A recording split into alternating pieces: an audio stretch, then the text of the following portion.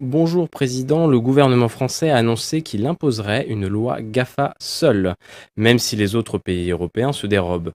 Est-ce possible dans le cadre des traités actuels? Alors, normalement, non. Normalement, non.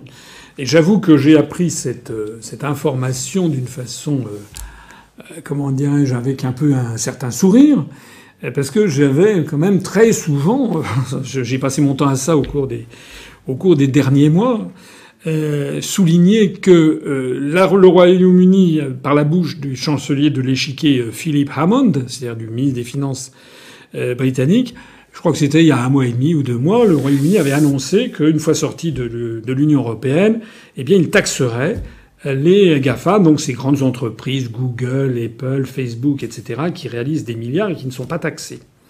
Et le Royaume-Uni avait dit, à partir du moment où on sort de l'Union européenne, on recouvre notre pleine liberté de taxer qui nous voulons et nous le ferons.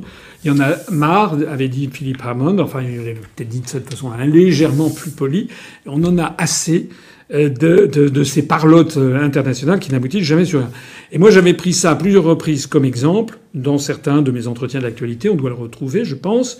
Oui, je pense, on doit le retrouver, les internautes essaieront de le trouver, où j'avais montré que la France, elle était astreinte à respecter l'unanimité, la règle de l'unanimité. Alors peut-être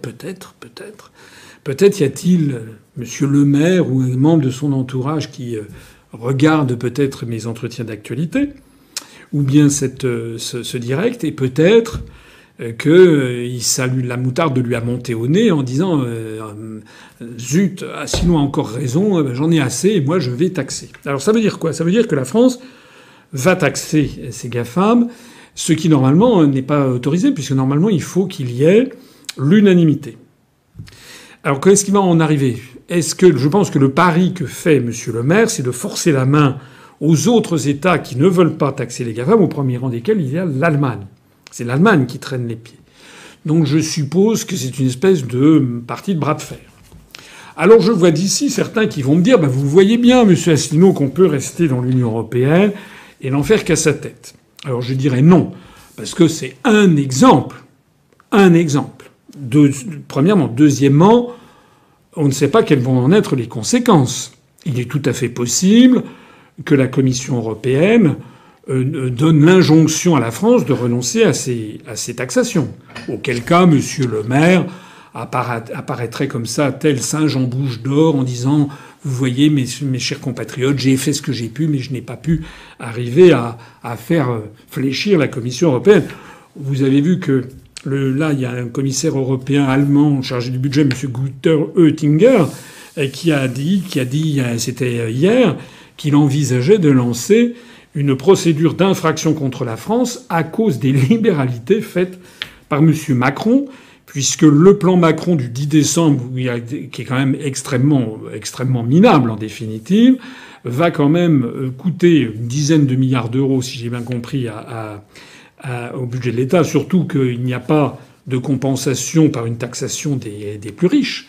Et donc ça va coûter de l'argent et ça risque de faire bondir le déficit du budget d'État au-dessus des 3% pour atteindre 3,2%. Donc le commissaire européen est intervenu pour dire nous allons sévir contre la France. Est-ce que ça sera fait? Je ne sais pas, parce que tout ça, c'est des clairs obscurs à la Commission européenne. Mais tout ça pour dire que un État peut effectivement s'asseoir sur une réglementation européenne. Ça lance des procédures d'infraction, de délai, de négociation de marchands de tapis, etc., qui sont extraordinairement lourdes. Mais je voudrais rappeler à tous celles et tous ceux qui se posent la question là, mais si on peut le faire, pourquoi on sortirait de l'Union européenne? Je dirais le contraire, moi. Si on ne veut pas respecter les règles de l'Union européenne, pourquoi est-ce qu'on y reste? Pourquoi rester dans l'Union européenne si c'est pour essayer comme ça, à chaque fois qu'on le peut, de ne pas en respecter les règles? Tout ça ne me paraît pas tout à fait raisonnable.